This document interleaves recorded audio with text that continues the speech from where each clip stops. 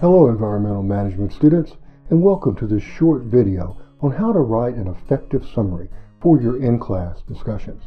Now please keep in mind that this idea of writing summaries is an important skill for your workplace communications in the professional workplace, where you will be asked to summarize and synthesize information from reports and articles, where you will report on the work of your teams and task forces, where you will present concerns succinctly to management and other stakeholders, and of course, where you will often write up the minutes of the many meetings that you will attend.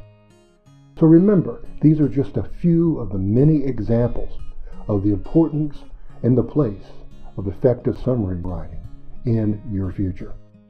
So let's take a look now at this particular assignment that you'll be working on in this course. In the group discussion explanation, an example of a class discussion has been provided on the second page.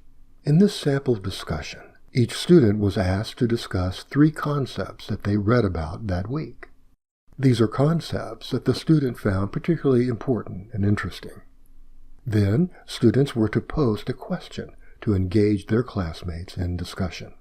If you were tasked with summarizing your group's discussion, then you would follow these steps. Step 1. Make a list of the concepts and ideas discussed during the week. In this case, the list would contain contaminants, contaminants that are prevalent but not notable until they cause harm. Pollutants. Pollutants are contaminants that harm humans. Chlorofluorocarbons, CFCs. No regulation of CO2. Clean Air Act, CAA. Disagreements about whether EPA has authority to regulate CO2. Clean Power Plan. After you've identified the key concepts and their sources of information, your next step is to weave the information into a coherent summary for the audience. Here's an example summary based on the list about contaminants and pollutants. The summary starts with a sentence that introduces the overall topic of the discussion. During class this week, we discussed the differences between contaminants and pollutants.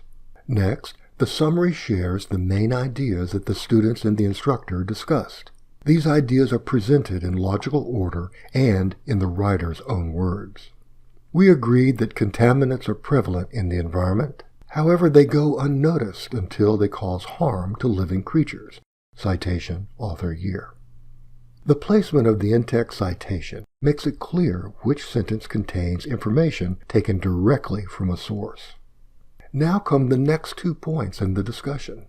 Note how the summary paraphrases the original discussion and does not quote from it. Shindra pointed out that because water is a universal solvent, and we live on a water planet, nothing is completely clean and uncontaminated. Another important point was that the designation of pollutant is limited to those contaminants that harm humans. These are pollutants such as chlorofluorocarbons, CFCs, and CO2. Currently, carbon dioxide concentrations are 45% above pre-industrial levels. Remember, facts and statistics taken from a specific source must be cited. These high concentrations are harming humans, although not directly and immediately. To accurately reflect what was discussed during the week, the summary also identifies when there was agreement and when there was uncertainty. Initially, there was some uncertainty concerning whether CO2 was regulated, until the instructor joined the conversation. The instructor explained that the Clean Air Act, CAA, does not include a comprehensive list of all pollutants, but rather gives the Environmental Protection Agency, EPA, the power to regulate substances that would be classified as pollutants in the future. Citation, author year. That makes logical sense, since there's no way we can know all possible pollutants in the future. As always, material statements of fact must be cited.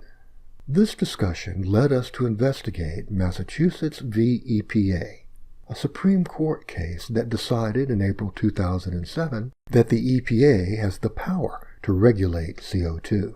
citation, author, year. We were all surprised that there have really been no direct regulations of carbon dioxide. However, the Clean Power Plan attempted to regulate carbon dioxide, citation, author, year. Our instructor shared that we would learn more about the process of making regulations and why it takes so long to write and implement new regulations in our next graduate course in this program. Finally comes the reference list.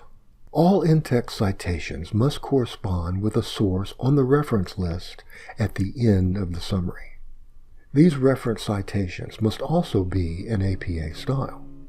We hope this short video has been helpful.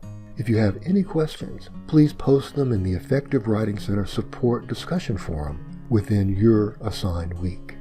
The Writing Fellow will be happy to answer your writing and citation questions, in addition to reviewing a draft of your summary before submission.